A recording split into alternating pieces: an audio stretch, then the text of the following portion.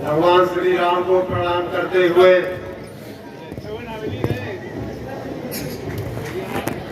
Ramlila committee समस्त मंडल को बहुत बहुत धन्यवाद देते हुए यहाँ उपस्थित समस्त पात्रों एवं मुझसे बड़े सबको प्रणाम करते हुए, चरण वंदन करते हुए, माताओं बहनाओं को प्रणाम करते हुए, साथियों का अभिवादन करते हुए, बच्चों को प्यार करते हुए, ये बहुत अच्छी बात है कि गीगना में बहुत पहले से ये प्रथा चली आ रही है रामलीला की। कभी भी जब छोटा था तब यहाँ रामलीला देखने आता था और सही बात है, बहुत प्रसिद्ध रामलीला गीगना की रहती थी। नहीं हमारे गांव के नहीं बल्कि आसपास के सभी गांवों के लोग यहाँ रामलीला देखने आते हैं। कितनी श्रद्धा है इस गांव में। ये मेरा गांव है, मेरा परिवार है, मेरा घर है। इसमें भगवान राम की कथाओं का ऐसा वर्णन बहुत पुराने समय से चला आ रहा है और आज भी चल रहा है। ये बहुत खुशी की बात है कि भगवान राम के लीलाओं का यह मंचन किया जाता है। भगवान राम बहुत मर्यादा पुरुषोत्तम थे। उन्होंने अपने जीवन में पूरा अपने आचार विचार पूरी मर्यादा के साथ इस संसार के पापों को दूर किया।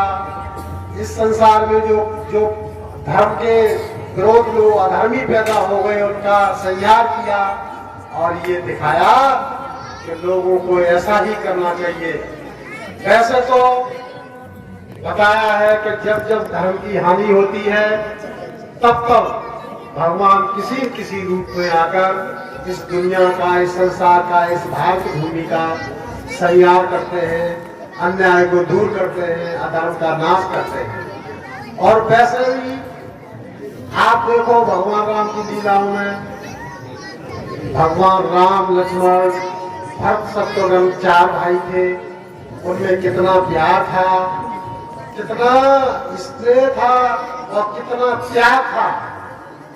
दशरथ ने, महाराज दशरथ के वचनों का पालन करने के लिए भगवान राम वनवास को चले गए और भाई का राज्य देने के लिए भरत ने उनका राज्य स्वीकार तो किया, लेकिन देखिए भगवान के चरणों के खड़ाओं से पूरे 14 वर्ष राज चलाया। ऐसे भाई भाई का बहुत प्रेम था। ये भगवान राम की लीलाओं से पता लगता है कि हमें आपस में कितना प्यार रखना चाहिए। आज देख लीजिए भाई भाई लड़ते हैं, कितनी घटनाएं भाई भाइयों में चल रही हैं। लेकिन पहले के भी भाई थे भगवान राम, लक्ष्मण उनके भाई थे। सेवा के लिए 14 वर्ष को उनके साथ धनबाद को चले गए। ऐसे मेरा तो यही कहना है, इस दुनिया में सच में कोई कुछ नहीं लाया है, ना कोई कुछ ले जाता है। केवल अच्छे कर्म करते रहना चाहिए। भगवान की लीलाओं से, राम की लीलाओं से आप रोज देख रहे होंगे कि भगवान ने कितना अपना मर्यादा के साथ, और जो अहंकारी लोग होते हैं, जो पैसा धर्म से कमाते हैं, चाहे भले ही उनकी सोने की लंका क्यों ना हो, चाहे उनका कितना बड़ा परिवार क्यों ना हो, जो रावण को बताते बहुत बड़ा बलवान था, जिसने अपने काल को भी पार्टी से बांध रखा था, जिसका इतना बड़ा परिवार था, सोने की लंका थी, लेकिन सोने की लंका भी उसकी चली गई। और शायद लंका दहने का बिल्कुल लंका जैसी चली जाती है। इसलिए अधर्म से कमाया हुआ कोई भी धन, कोई भी बल, कोई भी छल कभी काम नहीं आता है, जैसे रावण का नहीं आया। रावण के इतना परिवार 1 लाख फूट सवालनाती होने के बाद भी भगवान राम, लक्ष्मण 2 लोगों ने ही बंदरों की सहायता से केवल धर्म पर चलते हुए, मर्यादा पर चलते हुए और विनाश कर दिया। इसलिए बंधुओं, महाभारत जैसे युद्ध हो गए, कभी भी कभी भी ये धर्म पर चलने की कभी कोई कोशिश मत करिए। केवल न्याय और धर्म पर चलते रहिए, धर्म में श्रद्धा रखिए। निश्चित रूप से भगवान किनारा लगाते हैं। और नहीं पहले से देख लो, कोई भी जिसने धर्म का काम किया है उसका नाम आज सम्मान से दिया जाता है। जिसने अधर्म का काम किया है वो हमेशा अधर्म से उसका नाम लिया जाता है। इसलिए बंधुओं, मेरा तो कहना यही है, माताओं सीता माता जैसी बनिए। सीता माता ने जब राम को वनवास हुआ, सीता को नहीं हुआ, लेकिन सीता भी उनके साथ में, उनने अपना धर्म निभाया। उन्होंने कहा कि जल बिन मीन नदी बिन वारी और तैसे ही नाथ पुरुष बिन नारी। माताओं बहनों, आपसे भी प्रार्थना है, क्यों परिवार में कलह होती है? मेरा मतलब यह है, सीता माता की तरह अपना धर्म निभाइए तो कभी घर में कोई कलह नहीं होगी। भाई भाई की, राम लक्ष्मण भरत शत्रुघ्न की तरह भाई भाई रहिए, कभी कोई लड़ाई नहीं होगी। आज तो लोग खेत लड़ाई में खेत पर लड़ते हैं, मेड़ पर लड़ते हैं, और ये खेत मेड़ कभी किसी के साथ नहीं जाती है।